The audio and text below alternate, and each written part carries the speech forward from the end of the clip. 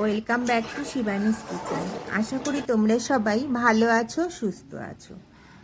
রোজ রোজ কাতলা মাছের একঘেয়েমি রান্না খেতে খেতে শুধু বাচ্চা কেন, আমরা বড়রাও বোর হয়ে যাই। তাই আজ আমি বানাতে চলেছি ভিন্ন স্বাদের দই কাতলা। তো তার জন্য কাতলা মাছগুলোকে আগে গোলমরিচের গুঁড়ো আর নুন মাখিয়ে সর্ষের তেল গরম করে ভেজে নিলাম। এভাবে লাল লাল করে এপিঠ ওপিঠ ভেজে তুলে নিলাম। এবার ওই মাছ ভাজা তেলের মধ্যেই একটা তেজপাতা, শুকনো লঙ্কা আর গোটা জিরে ফোড়ন দিয়ে দিলাম। সঙ্গে কয়েকটা গোটা গরম মশলাও দিয়ে দিলাম, দারচিনি, এলাচ আর লবঙ্গ। আর সামান্য একটু নুন দিয়ে দিলাম, যাতে করে মশলাটা তেলের মধ্যে যখন দেব তখন কম ছিটকাবে। তো একটা মাঝারি সাইজের পেঁয়াজ ভালো করে বেটে নিয়েছি, সেটা দিয়ে নিলাম। এবার পেঁয়াজটা ভালো করে ভেজে নেব। আমার চ্যানেলের নতুন বন্ধুদের কাছে চ্যানেলটি সাবস্ক্রাইব করার অনুরোধ রইল।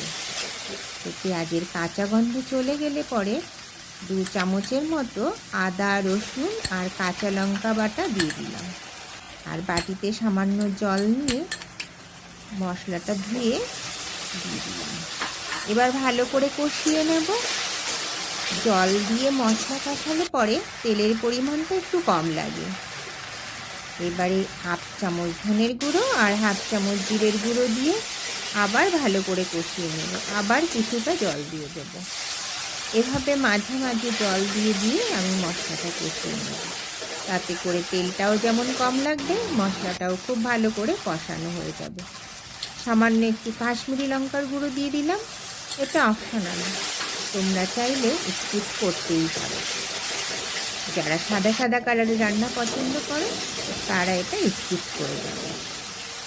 তো এবারে দিয়ে দিলাম 1/2 চামচের মতো নুন। আগে সামান্য একটু নুন দিয়েছিলাম, তবে সেটা খুবই কম ছিল। এবার ভালো করে নুনটা মিশিয়ে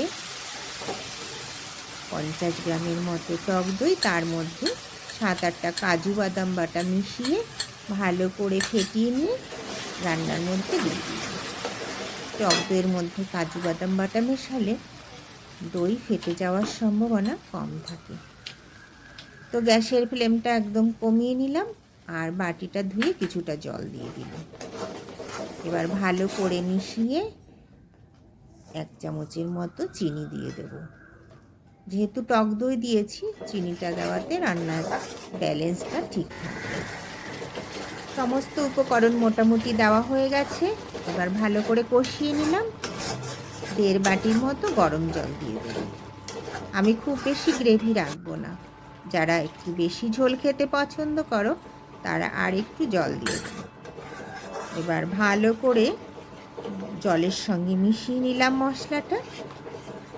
একটু ফুটতে দেব। ঝোলটা ফুটে উঠলে ভেজে রাখা মাছগুলো ঝোলের মধ্যে দিয়ে দেব। এপিঠ ওপিঠ নেড়ে চেড়ে মাছগুলো ঝোলের মধ্যে ভালো করে মিশিয়ে দেব। তারপরে 5 থেকে 6 মিনিটের মতো ঢাকনা বন্ধ করে রান্না হতে দেব। গ্যাসের ফ্লেমটা কিন্তু লো টু মিডিয়ামে রেখে দেব।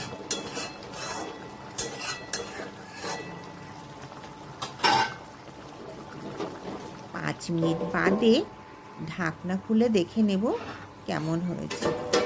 তো রান্না তো প্রায় হয়েই গেছে।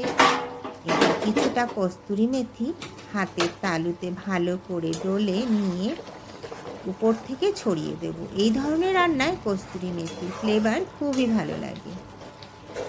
এবারে গ্যাসের ফ্লেমটা বন্ধ করে ঢাকনা বন্ধ করে 2 মিনিটের মতো স্ট্যান্ডিং টাইম দেব, যাতে করে কস্তুরি মেথির ফ্লেভারটা রান্নার মধ্যে খুব ভালোভাবে মিশতে পারে।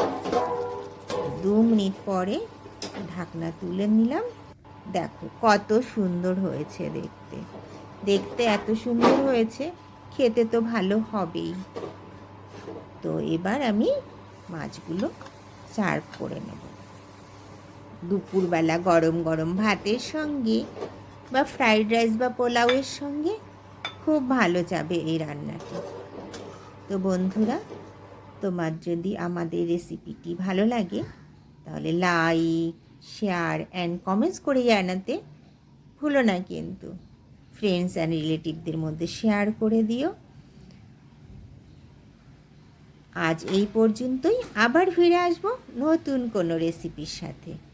ভালো থেকো, সুস্থ থেকো, ধন্যবাদ।